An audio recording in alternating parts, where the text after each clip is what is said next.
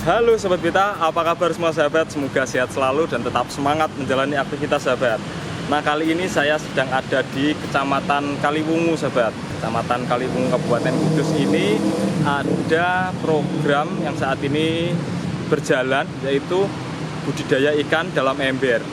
Nah, seperti apa budidayanya, kemudian nanti rencana ke depan itu akan dibuat seperti apa? Mari kita masuk ke dalam, kita cari informasi bersama-sama. Ikuti terus sahabat ya.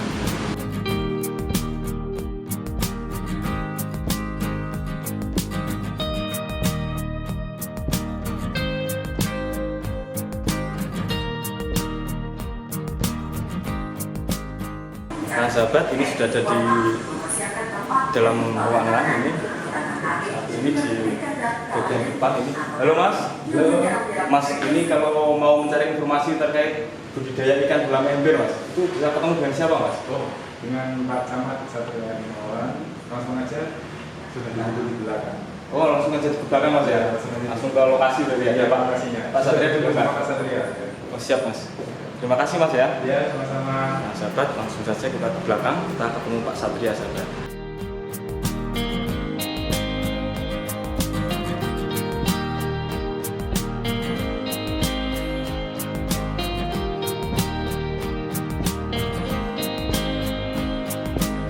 Nah kali ini sudah ada di belakang, ini di samping saya. Nah ini sudah ada ember-embernya sahabat. Dan ini ada Pak Satria sedang meracik sesuatu ini, menyiapkan sesuatu. Mari kita cari tahu informasi, kita ngobrol bareng sama Pak Satria. Halo Pak, ini baru proses apa Pak? Oh, ini baru fermentasi pakan, Mas. Di fermentasi pakan lele. Ada campurannya, ada tes tebu, kemudian ada empat, kemudian ada juga pakannya di sini. Jadi ini tidak hanya pelet biasa Pak ya? Ada campurannya ini ya? Oke, jadi pelet biasa, tapi kita fermentasi dengan tetes tebu dan empat, seperti itu. Nah itu sahabat, untuk peletnya ini ternyata ada difermentasi dan dikasih campuran M4 dan tetes tebu sahabat. Lebih jelasnya nanti kita tanya dengan Pak Satria. Nah ini komposisinya apa saja Pak ini Pak untuk peletnya nih? Komposisinya itu, yang pertama itu pakan, jelas pakan. Kita lihat pakan itu dari ukuran lele. Kalau lele masih kecil-kecil, ukuran 7 sampai 9 itu kita kasih pakan ukur seperti ini yang ukurannya min 1. Tapi kalau nanti sudah agak besar, sudah remaja gitu, kita kasih min 2. Nah pakan ini kalau untuk fermentasi biasanya buat 1 kilo. 1 kilo pakan. Kemudian untuk tetes tebunya ini 3 tutup botol biasanya dah. Tutup botol ini. Kemudian untuk M4 nya 1 tutup botol dan air 250 liter. Jadi 3 tutup botol tetes tebu ditaruh di air, kemudian 1 tutup botol M4 taruh di air, kemudian dicampur. Setelah dicampur, kita masukkan ke dalam wadah yang sudah ada pakannya. Terus kita campur sampai rata, kemudian kita tutup dan kita diamkan selama 1 hari. Seperti itu. Itu kelebihannya apa Pak itu Pak? Kelebihannya yang jelas tetes tebu ini gunanya adalah untuk menggemukkan. Jadi biar lelenya cepat gemuk. Sedangkan M4 fungsinya adalah untuk mengurai bakteri-bakteri atau kandungan amonia atau nitrat yang ada di dalam air, sehingga air tidak cepat bau dan lele mungkin kemungkinan hidupnya lebih besar gitu, karena airnya tidak kotor, tidak berbau, dan mikroorganisme yang ada di dalamnya bermanfaat untuk lele tersebut. Seperti itu. Nah, ini yang sudah terfermentasi seperti ini. Ini yang sudah ini. Iya, sudah terfermentasi dan siap untuk diberikan ke lele.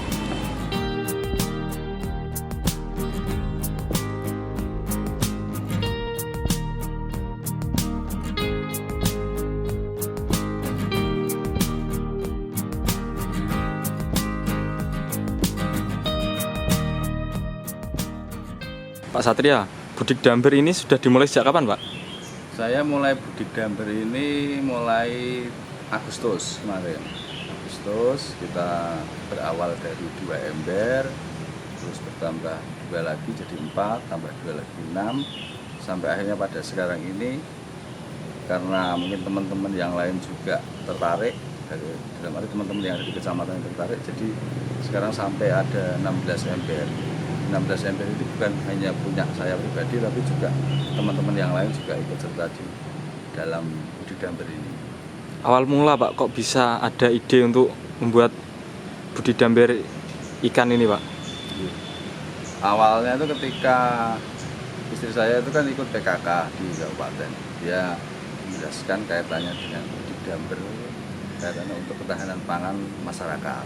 Nah, ketika kita mau mengaplikasikan atau memberikan atau mensosialisasikan itu kepada masyarakat, kalau kita belum melaksanakan kan juga mungkin masyarakat